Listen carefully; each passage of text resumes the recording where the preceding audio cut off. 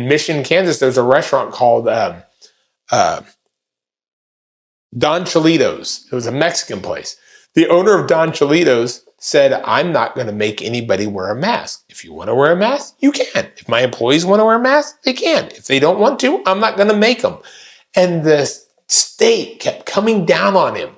You better, there are going to be consequences. And he flat out refused the entire time. People started going to his restaurant just to support him in his battle against this juggernaut of boogeyman syndrome.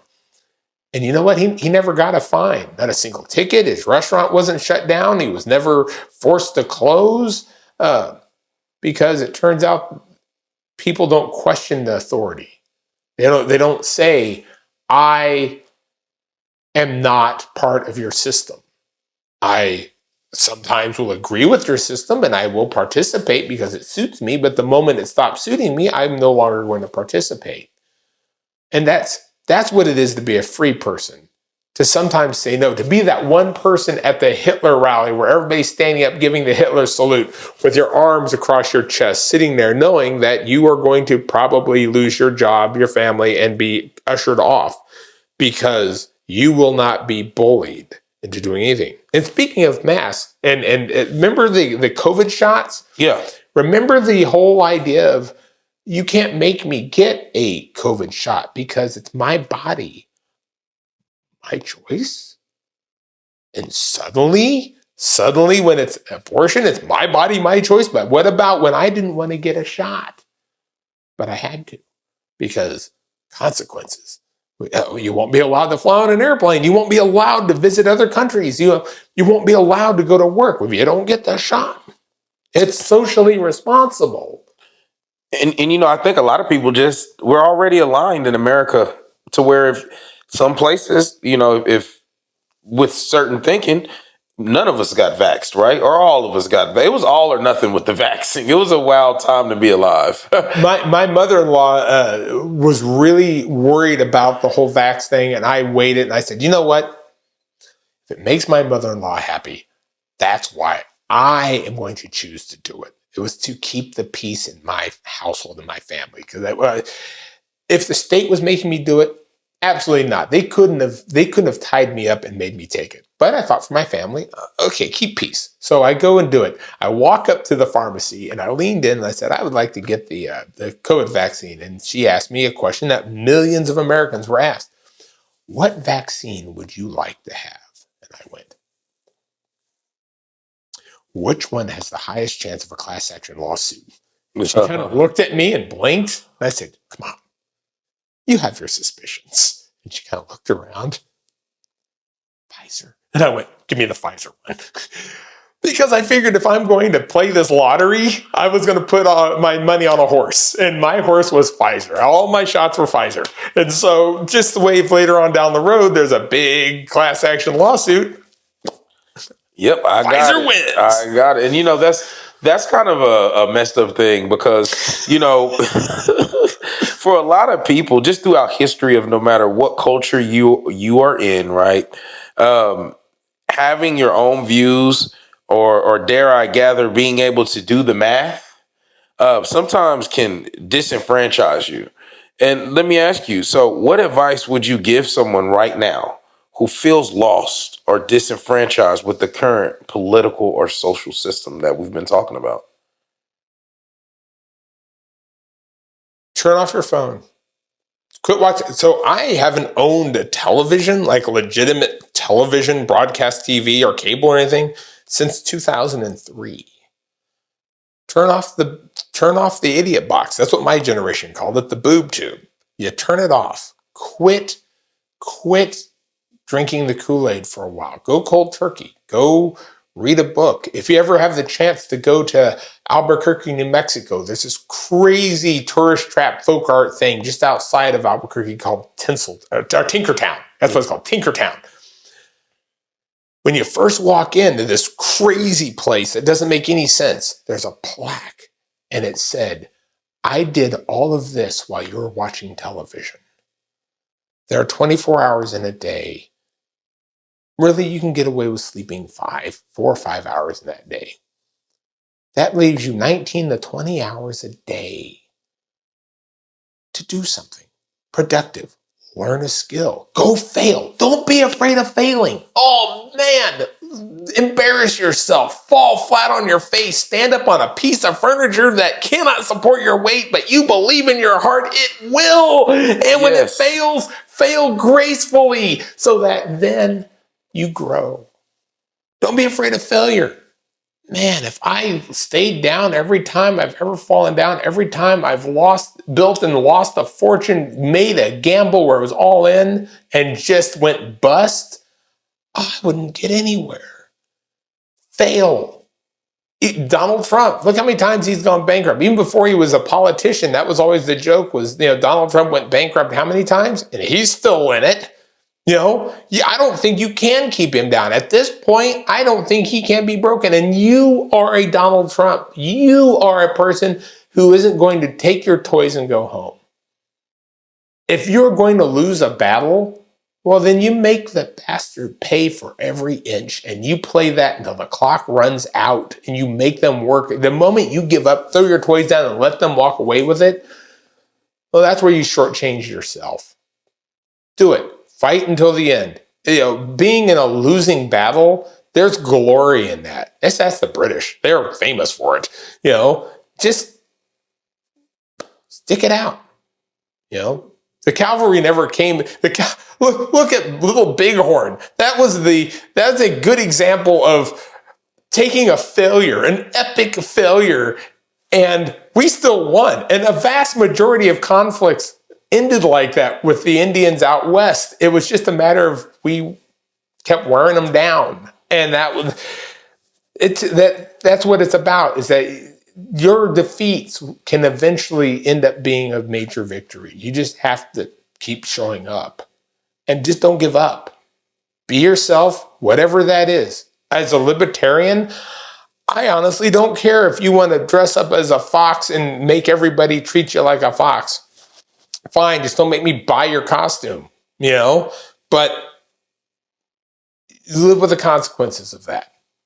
So, identifying as a libertarian, for my listeners who are, at this point, we are most minorities. What is a libertarian for dummies? You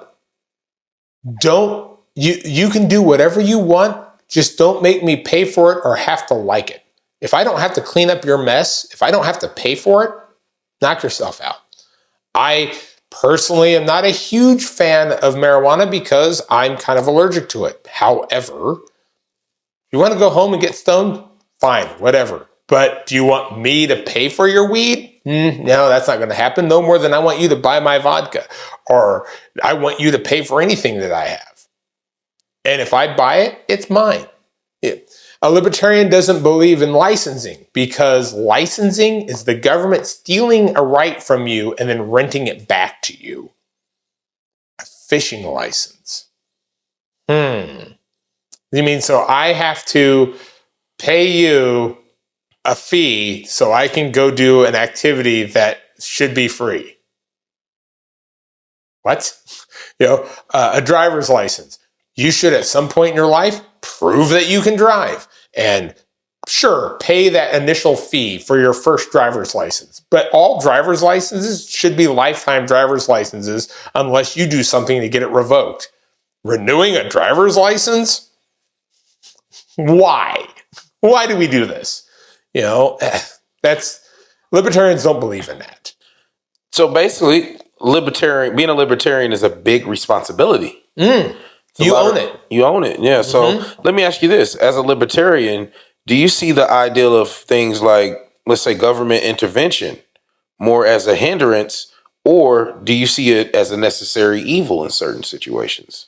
The problem with government intervention is the government won't own what they've done.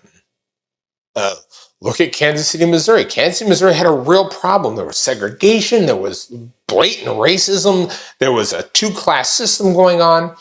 And a judge decided that the running of the school district would be taken away and a social experiment would be implemented.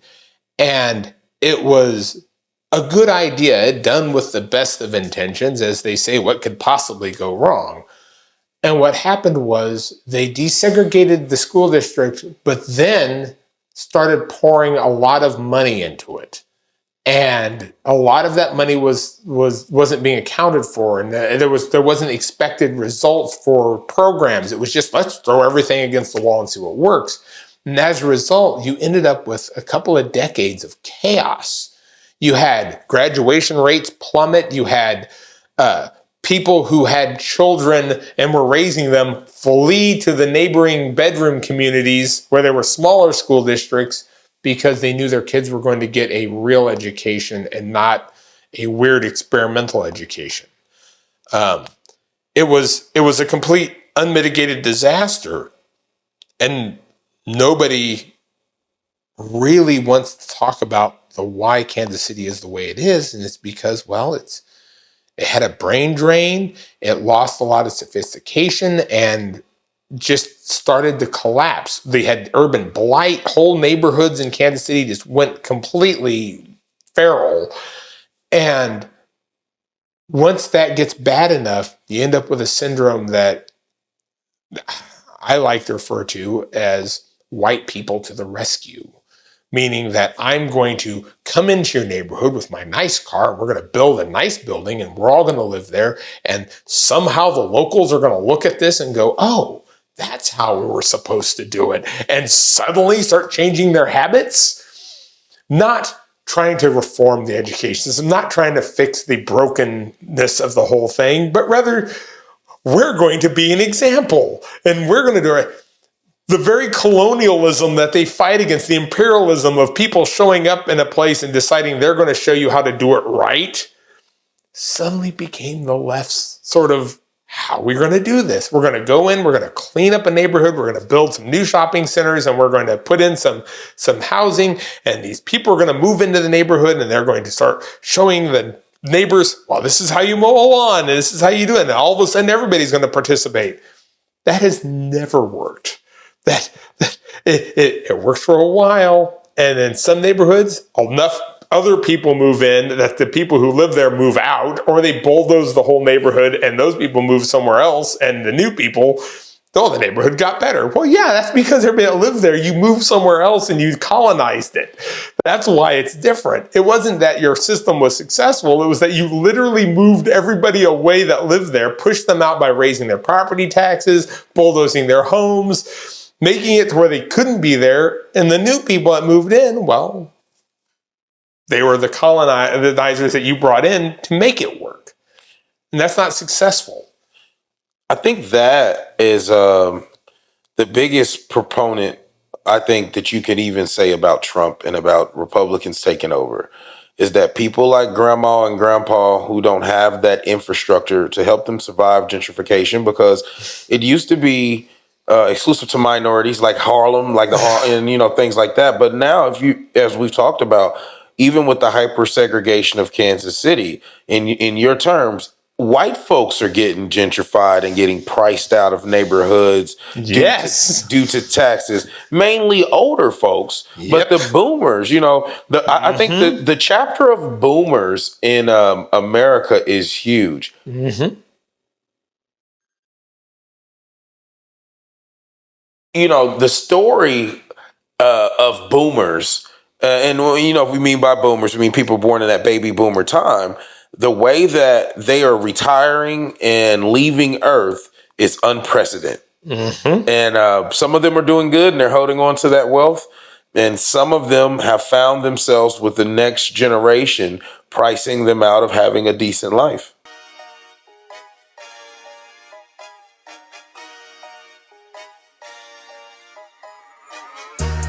I heard that allegedly they don't agree or believe I am all that I say I am. Prohibit profanity, try not to lose all my sanity, swear every day I am. I honestly hope that I'm favored by God, and if not every day I go pray I am. I never put blame on nobody since pissing in potties, that's just been the way I am. Keep it 100 like cell phone chargers, maybe I'm too plugged in.